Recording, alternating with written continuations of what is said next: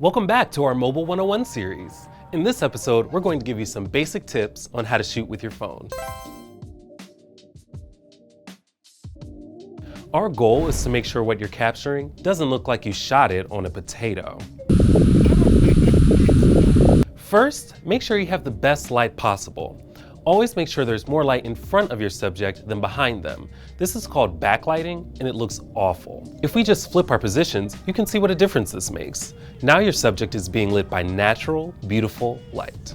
If you can, avoid fluorescent lights or dull backgrounds. If you're shooting outdoors, unless it's overcast, try and stay in shaded areas for the most even lighting.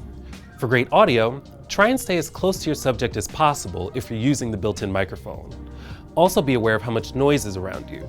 Phones do an okay job at isolating your voice, but if you find yourself on a busy street or next to an airport, it might not be ideal.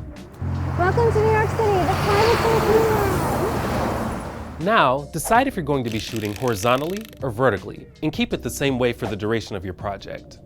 How do you decide? We generally recommend horizontally, but if your audience will mostly be watching on social media, vertical may be the orientation for you.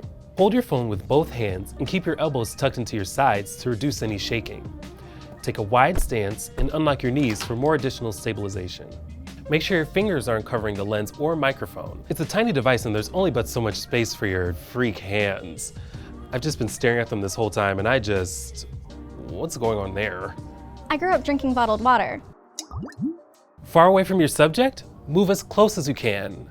The zoom your phone provides may greatly reduce quality, so you only want to use it in extreme circumstances. Check your phone settings to ensure you're shooting in the best quality and at the frame rate you want.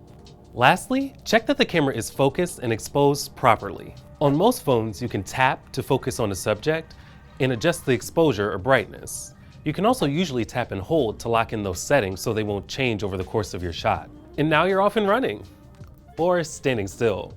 Or sitting on a dog sled. I don't know what your video is about, but I bet it's awesome.